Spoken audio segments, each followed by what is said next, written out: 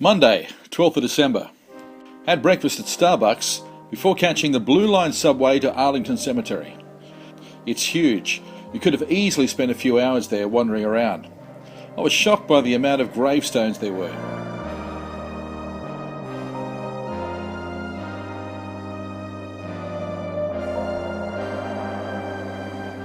Headed to the Kennedy burial site first, that had a number of JFK quotes and an internal flame above his plaque. Buried there with his wife Jackie and their two infant children who died extremely young. Dallas, Texas. The flash, apparently official. President John F. Kennedy died at 1 p.m. Central Standard Time. Robert Kennedy's burial site was close by, although it was situated by itself and certainly not to the same extent as JFK's. Senator Kennedy has been shot. Is that possible?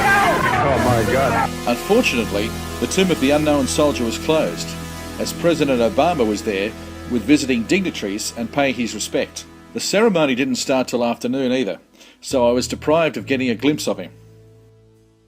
Visited Arlington House, where George Washington's descendants lived, including Robert E. Lee, who called it his home for 3 decades during the time when the nation was torn apart by civil war.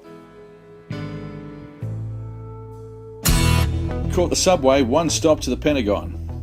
Being the Department of Defense, this place was highly defended by security.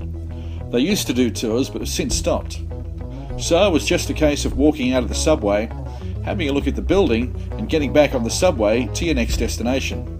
At least I can say I've seen it.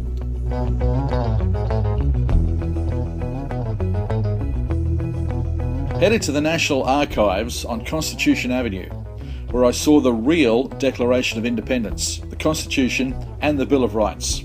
You could barely read the Declaration as it was incredibly faded due to its travels during the 18th and 19th centuries.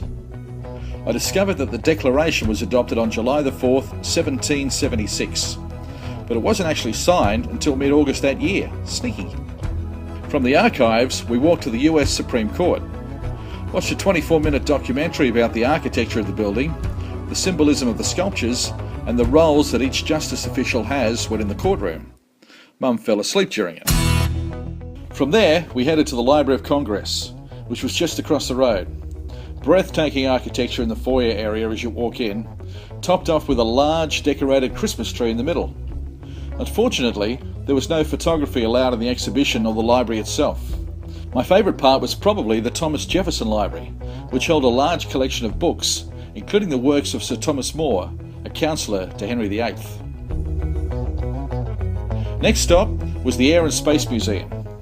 Over the last 10 days, I've seen that many exhibits of Earth and space that I had a quick stroll around and focused mainly on the lunar exhibit, which had an interesting and informative video of America during the space race, the Vietnam War, and the overall goal to land man on the moon by the end of the decade, which was successfully achieved by the Americas in 1969. On a July afternoon, saw a man named Armstrong walk upon the moon. Headed back to the hotel for a night in.